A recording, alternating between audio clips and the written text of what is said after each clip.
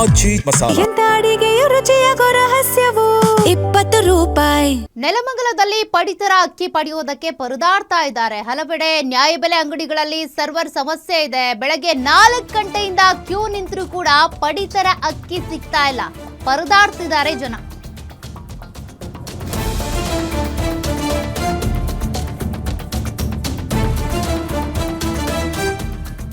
ಪಡಿತರ ಅಕ್ಕಿ ಪಡೆಯೋದಕ್ಕೆ ಅಂತ ಮಹಿಳೆಯರು, ಮಕ್ಕಳು, ವಯೋವೃದ್ಧರು ಪರದಾಡ್ತಾ ಇದ್ದಾರೆ. ವಿನಾಯಕ್ ನಗರ, ಎಂಎಸ್ ಪಾಳ್ಯ, ಕುವೆಂಪು ನಗರ, ಸಿಂಗಾಪುರದಲ್ಲಿ ಜನಜಂಗುಳಿ. ಬ್ಯಾಟ್ರಾಯನ್ಪುರ, ಗಂಗಮ್ಮ ಸರ್ಕಲ್, ಅಬ್ಬಿಗೆರೆಯಲ್ಲೂ ಕೂಡ ಇದೇ ಪರಿಸ್ಥಿತಿ. ಸರ್ವರ್ ಸಮಸ್ಯೆಯಿಂದಾಗಿ ಪಡಿತರ ವಿತರಣೆಗೆ ಅಡ್ಡಿಯಾಗ್ತಾ ಇದೆ. ಪ್ರತಿ ತಿಂಗಳು ಇದೇ ಸಮಸ್ಯೆಯನ್ನ ಜನರು ಎದುರಿಸ್ತಾ ಇದ್ದಾರೆ. ಈ ಬಾರಿ ಸಮಸ್ಯೆ ಹೆಚ್ಚಳವಾಗಿ ಜನರಲ್ಲಿ ಆಕ್ರೋಶ ಕೂಡ ಹೆಚ್ಚಾಗಿದೆ. ಸರ್ವರ್ ಸಮಸ್ಯೆ ಶೀಘ್ರವಾಗಿಯೇ ಬಗೆಹರಿಸಿ ಅಂತ ಸರ್ಕಾರಕ್ಕೆ ವಿತರಕರು ಮನವಿ ಮಾಡಿದ್ದಾರೆ. ನೋಡಿ, ಜನರು 4 ಗಂಟೆಯಿಂದಾನೇ ಬಂದು ನಿಂತಿದ್ದಾರೆ ಬೆಳಗಿನ ಜಾವದಿಂದ.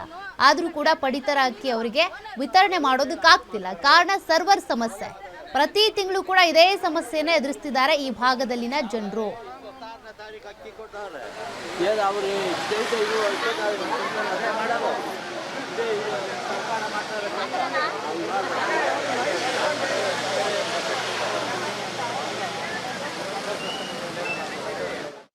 ಸರ್ಕಾರಿ ನ್ಯಾಯಬೆಲೆ ಅಂಗಡಿಯಲ್ಲಿ ಏನು ಅಕ್ಕಿ ಪಡೆದುಕೊಳ್ಳೋಕ್ಕೋಸ್ಕರ ಜನ ಸಾಕಷ್ಟು ಪರದಾಡ್ತಾರಂಥದ್ದು.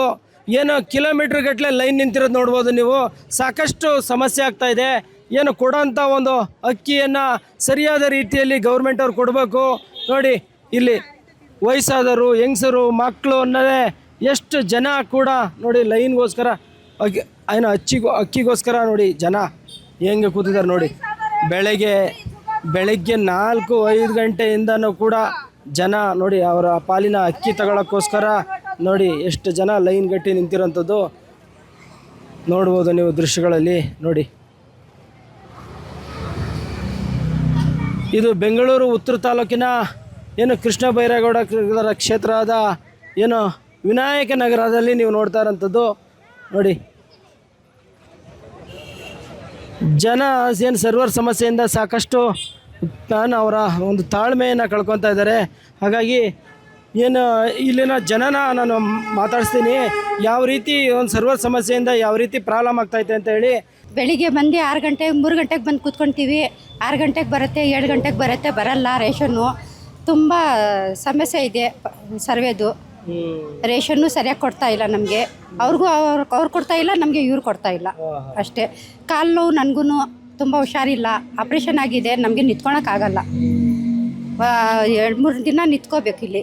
ನಿಮ್ಮ ವಾಹಿನಿ ಮುಖಾಂತರ ನಾನು ಕೇಳ್ಕೊಳ್ಳೋದಿಷ್ಟೇ, ಬಹುಮುಖ್ಯವಾಗಿ ಇಲ್ಲಿ ಸಮಸ್ಯೆ ಆಗ್ತಾ ಇರೋದು ರೇಷನ್ ಕರೆಕ್ಟಾಗಿ ಬರ್ತಾ ಇಲ್ಲ. ಸರ್ಕಾರದಿಂದ 5ನೇ ತಾರೀಕು ರಾಗಿ ಬರ್ತಾ ಇದೆ, 25, 26 ಅಕ್ಕಿ ಬರ್ತಾ ಇದೆ. ಈ ಥರ ಬಂದಾಗ ಈ ಮಧ್ಯದಲ್ಲಿ ಗ್ಯಾಪ್ ಆದರೆ 10 ದಿವಸ, 12 ದಿವಸ, 15 ದಿವಸವರೆಗೂ ಗ್ಯಾಪ್ ಆದಾಗ ಜನ ಬೆಳಗ್ಗೆ ಬಂದು ಲೈನ್ ನಿಂತ್ಕೋತಾರೆ. 5:30-6 ಗಂಟೆಗೆ ಬಂದು ಲೈನ್ ನಿಂತ್ಕೊತಾರೆ.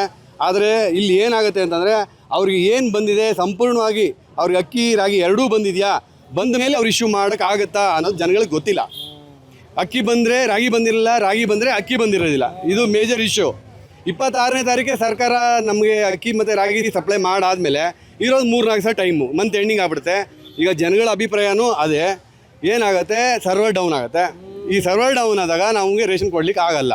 ಬೆಳಿಗ್ಗೆ 6 ಗಂಟೆಯಿಂದ ಮಧ್ಯಾಹ್ನ 1 ಗಂಟೆ ಆಗುತ್ತೆ, 1:15 ಆಗುತ್ತೆ, 4 ಗಂಟೆ ಆಗುತ್ತೆ. ಯಾಕಂದರೆ 100 ಜನದಿಂದ 200 ಜನವರೆಗೂ ನಿಲ್ಸ್ಕೊಂಡಿರ್ತಾರೆ. ಅವರು ಪಾಪ ನಮ್ಮ ನಿಲ್ಲಿಸ್ಬಿಟ್ಟು 10 ನಿಮಿಷ ಇಂದಿರಾ ಕ್ಯಾಂಟೀನಲ್ಲಿ 10 ರೂಪಾಯಿ ಊಟ ತಿಂದ್ಬಿಟ್ಟು ಬಂದು ನಮ್ಗೆ ಅಕ್ಕಿ ಕೊಡ್ತಾ ಇದ್ದಾರೆ ಸರ್.